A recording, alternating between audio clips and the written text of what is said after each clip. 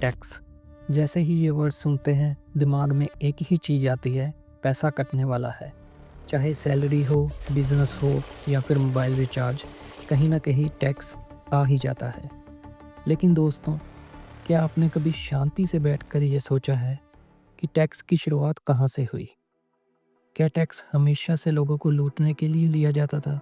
क्या इंडिया में टैक्स किसी फॉरेन रूलर ने शुरू किया या फिर टैक्स का रीजनल पर्पस कुछ और ही था?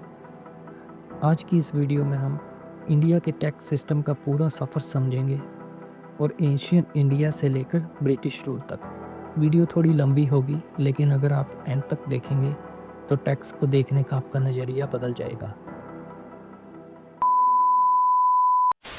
नमस्कार दोस्तों, आज हम बात कर रहे हैं एक ऐसा टॉपिक जो हर इंडियन की लाइफ से जुड़ा है, टैक्स।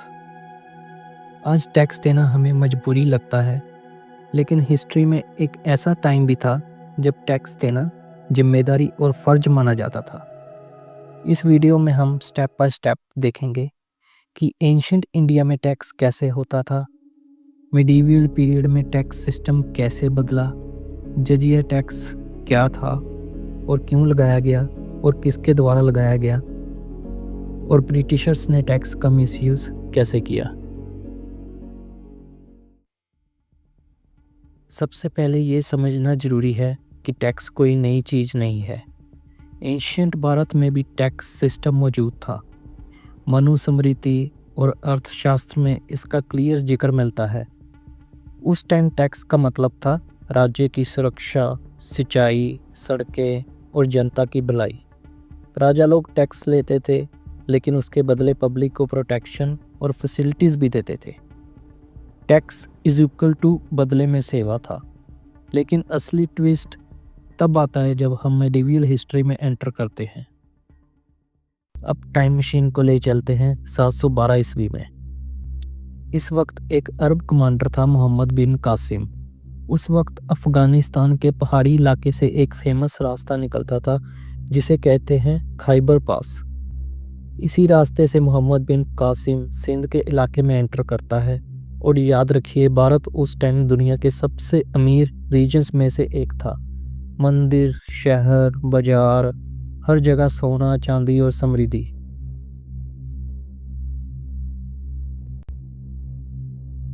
सात सौ 12 ईस्वी में सिंध पर हमला होता है। वहाँ के राजे को हराकर कासिम वहाँ अपना कंट्रोल बना लेता है। उसके बाद 713 ईस्वी में मुल्तान पर कब्जा किया जाता है, जो आजकल पंजाब रीजन का हिस्सा भी माना जाता है। इन सब का जिक्र आपको चंचनामा जैसे हिस्टोरिकल रिकॉर्ड्स में मिलता है, जिसे हिस्ट्री ऑफ सिंध भी कहा जाता है।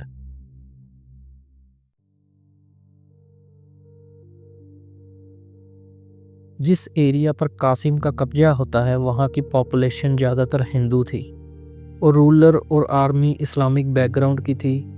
इसलिए सिक्योरिटी के लिए कासिम अपनी फ़ौज को वहाँ डिप्लॉय करता है। लेकिन उसकी आर्मी के सोल्जर्स एक सवाल उठाते हैं।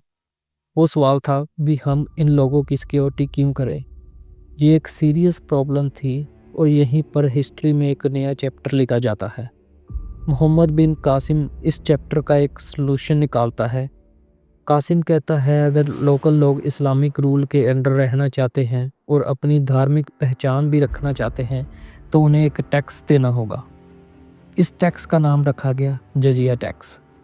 जजिया एक ऐसा टैक्स था जो नॉन मुस्लिम सिटीजन से लिया जाता था, उनकी सुरक्षा के बदले। इस टैक्स से आने वाली रकम सीधा फौज और सिक्योरिटी सिस्टम को दी जाती थी। बच्चे, बुजुर्ग और ब्राह्मण इस टैक्स से मुक्त थे। इस तरह मेडिवल इंडिया में एक रिलीजियन बेस्ड टैक्स सिस्टम लागू होता है। ध्यान देने वाली बात ये है कि ये टैक्स एंशिएंट भारत के टैक्स सिस्टम से अलग था। पहले टैक्स डेवलपमेंट के लिए होता था, अब टैक्स सिक्योरिटी और रिलीजियस डिफरेंस के बेसिस पर था। इसी वजह से जजिया टैक्स हिस्ट्री में काफ़ी कंट्रोवर्शियल भी रहा। आगे चलकर दिल्ली सल्तनत और मुग़ल पीरियड में भी जजिया टैक्स को कंटिन्यू रखा गया और फिर अकबर ने इसे हटा दिया। उसके बाद ब्रिटिश आए और टैक्स सिस्टम को पूरी तरह बदल दिया। Land tax, income tax, salt tax. British tax system ने इंडिया की इकोनॉमी की कमर पूरी तरह से तोड़ दी थी, लेकिन ये कहानी हम नेक्स्ट वीडियो में डिटेल में देखेंगे। अगर आपको हिस्ट्री पसंद है और आप चाहते हो ऐसे और अनएक्सप्लोर्ड टॉपिक्स तो चैनल को सब्सक्राइब और वीडियो को शेयर ज़रूर करें।